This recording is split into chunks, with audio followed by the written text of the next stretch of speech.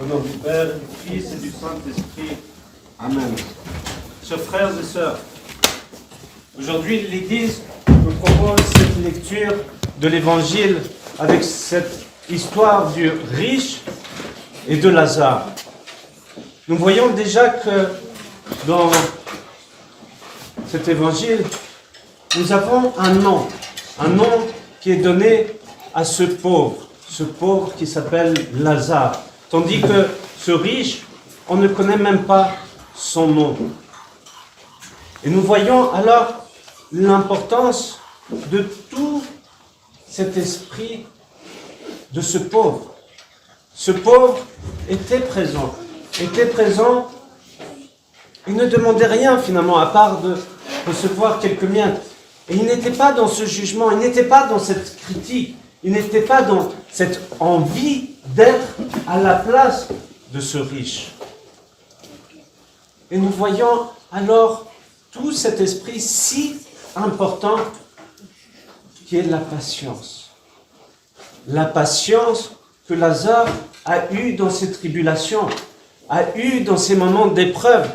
Durant toute sa vie, il a eu cette patience sans se révolter, sans être dans cette vanité. « Ah, moi, je vis cette pauvreté, je suis meilleur. » Parce que si nous avons cet esprit dans cette tribulation, de dire que nous sommes meilleurs, comme nous voyons dans cette prière du publicain et du pharisien, s'il n'y a pas cette humilité dans notre vie spirituelle, alors nous ne pourrons pas avancer. Si nous n'avons pas cet esprit de patience, alors nous ne pourrons pas avancer dans notre vie spirituelle.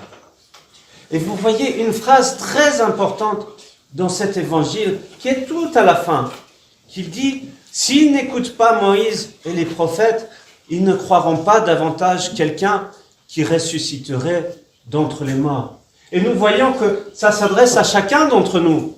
Est-ce que nous croyons en notre Seigneur Jésus-Christ, qui est ressuscité des morts? Imaginez-vous, nous sommes là à venir à l'église. Mais est-ce que nous croyons cela? Est-ce que nous vivons cela? Est-ce que nous posons toute notre foi et notre espérance en la résurrection de notre Seigneur Jésus-Christ?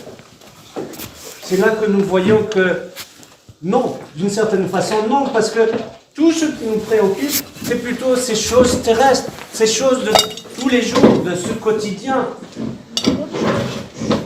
Ayons confiance en Dieu, que lui est venu pour nous sauver, et que toute l'importance que nous devons mettre, et je le répète presque chaque dimanche, c'est de se préparer à ce qui va venir. Non pas à trouver l'argent, à trouver le pouvoir, à être meilleur que l'autre. Non, ce que nous avons à chercher, c'est d'être avec Dieu, de vouloir communier avec Dieu et de vouloir s'approcher de son royaume éternel et de se préparer pour cela. Et c'est ici et maintenant que l'Évangile nous dit qu'il faut se préparer pour ce qui va se passer. Je lisais l'autre jour le métropolite Antoine de Souroge, Blum, qui a écrit par rapport à ce passage de l'Évangile et qui montre que finalement nous sommes ces riches, ceux riches. Nous avons une telle richesse d'avoir reçu la foi, d'avoir reçu le baptême, d'avoir reçu cet appel de Dieu. Et qu'est-ce que nous faisons de cette richesse? Est-ce que nous nous rendons compte de cette richesse que nous avons?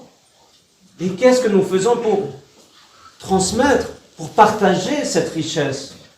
En effet, dans le monde, est-ce que nous sommes des vrais témoins de cette richesse que nous avons reçue, cette richesse spirituelle, cette richesse en notre Seigneur Jésus-Christ? Ça veut dire, est-ce que nous vivons de cela au quotidien pour transmettre cet amour? Et vous voyez l'exemple de Saint Gabriel que nous avons pu vénérer, dont nous avons les reliques aujourd'hui.